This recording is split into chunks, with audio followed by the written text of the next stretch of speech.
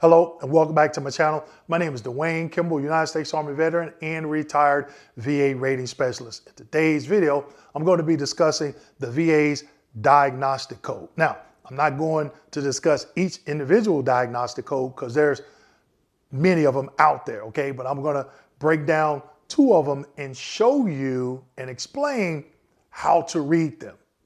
Make sure you stick around.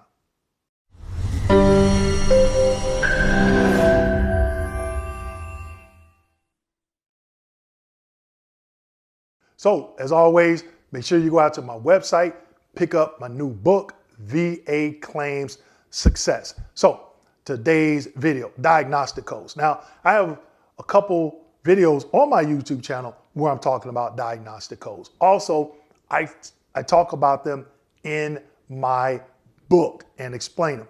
But I'm still receiving comments from veterans, and it only leads me to believe you're not understanding it in the book if you have it. You're not going to the VA's website and looking at the diagnostic codes that you're service connected for, all right? You have to do this. You have to. If not, you're showing up to the CMP exam and you know what you're saying? Let me tell you my story. And your story doesn't relate to the diagnostic code criteria. And when that happens, if you get service connected, goose egg. And then you're like, oh, I'm gonna do a high level review. And guess what they're gonna do? They're gonna continue the goose egg because you failed to go to the diagnostic code criteria and understand it and explain it when you went to the CMP exam. So I'm gonna help you with that, okay? So let's go ahead and get into it. Slide number one. Here in slide number one, this is the general rating formula for sinusitis, diagnostic codes 6510 through 6514. So if you go to the VA's rating schedule in the respiratory body system, you'll see this. And there's diagnoses for diagnostic codes 6510 through 6514 for sinusitis. So if you have any of those diagnoses with those 4-digit codes, they're going to use this rating table to grant you the 0, 10, 30, and 50%. Now, things that I want to point out. When you come and read this, you're looking for what I have highlighted in red. And, or. And you got to have all or both. Or is one or the other. Say it again. And could be multiple, more than one, or when it says or, one or the other, okay? Now, for the 10%, it has a couple of ors and one and. All right, so let's just take the 10%. It says 1 or 2 incapacitating episodes per year of sinusitis requiring prolonged antibiotic treatment. That's it. Veterans do not add to that or take, well, Dwayne, what about, well, I had that. No, they're telling you what's needed. It's not what you think and adding stuff to it. That's it. Okay. Then it says, or 3 to 6 non-incapacitating episodes per year of sinusitis, characterized by headaches, pain, and discharge or crusting. Now, you could have 3 to 6 non-incapacitating episodes per year of sinusitis characterized by crusting and get to 10%. Or you're going to need characterized by headaches, pain, and discharge. You're going to need 3.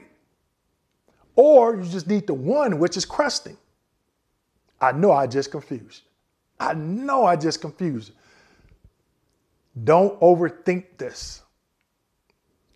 So you have 2 different ways to get to 10%. Under the second way, you have 2 ways. Think of it that way. Okay? And then you go through and you look at the 30 and you look at the 50. but you're looking at these key words, or and. Okay, I talk about it in the book. Don't overthink it. Okay, go through. Yep, I got 1 or 2 incapacitating episodes of sinusitis requiring prolonged antibiotic treatment. So, if a doctor was to write a letter for you, what would they put in that letter? The VA is giving it to you. Where else can you find these diagnostic codes? In your rating decision. They'll tell you what, in this case, let's just use the 10% for a sinusitis diagnosis. They'll tell you why they granted the 10%, which is going to be the exact verbiage in this paragraph that I'm showing you.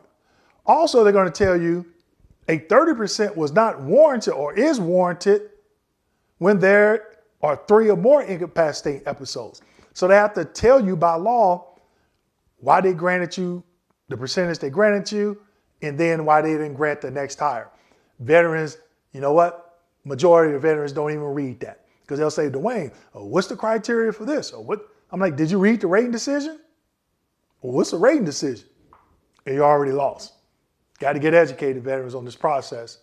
All right, now, here's one, Diagnostic Code 7020, cardiomyopathy. Okay, and there are a lot of ors in here. It's a lot. Okay, now we're going to look at the 100%. Congestive heart failure. That's one way. Or workload of 3 METs. Or, and see that second or, I didn't highlight it. So if you didn't catch it, you missed it. I didn't highlight it in red for that particular reason. Okay, so again, let's go back.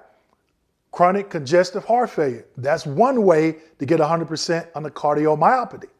Not, well, Dwayne, I got this. Dwayne, no. Chronic congestive heart failure. That's one.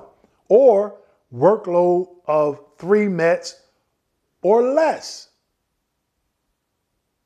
Okay, or less.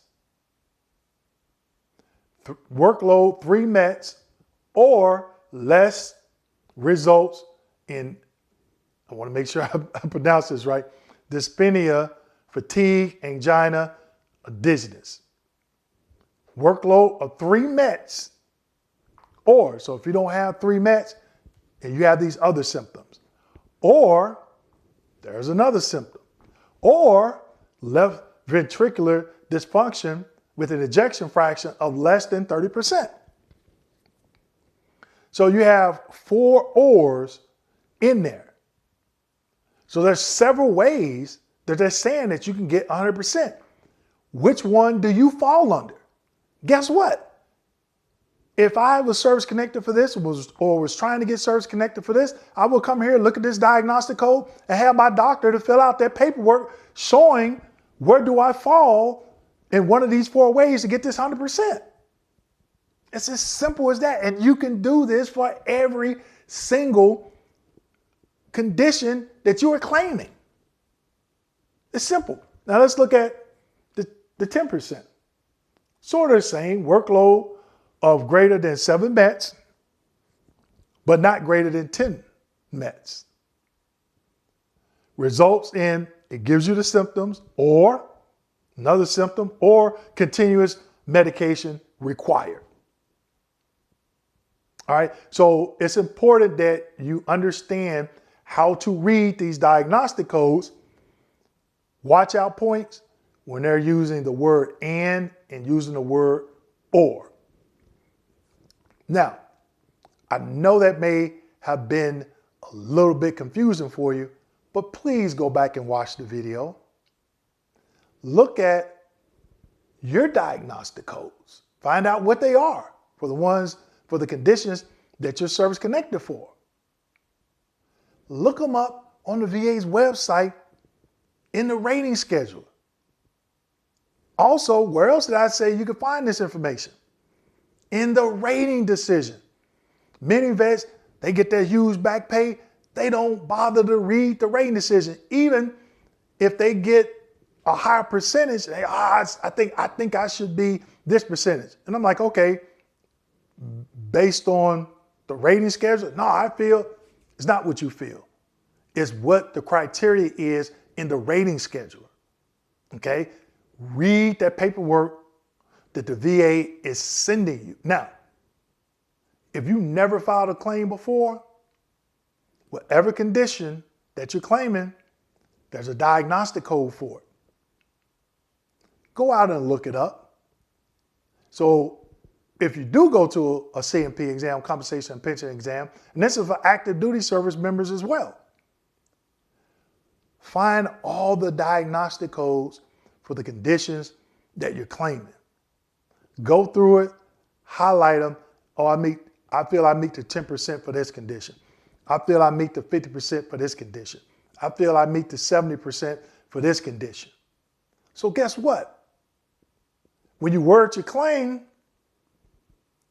what are the symptoms or some of the information you want to put in that wording? I just showed you.